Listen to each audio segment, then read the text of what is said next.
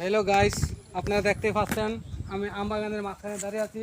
রোডের দুই সারিতে সবগুলোই আম গাছ আপনারা দেখতে পাচ্ছেন।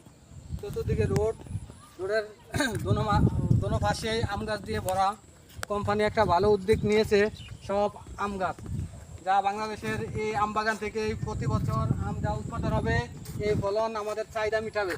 আপনারা দেখতে পাচ্ছেন এদিকে অসংখ্য আম গাছ, আমি গণনা করছি এদিকে 30 লক্ষ আম গাছ আছে সব মিলিয়ে।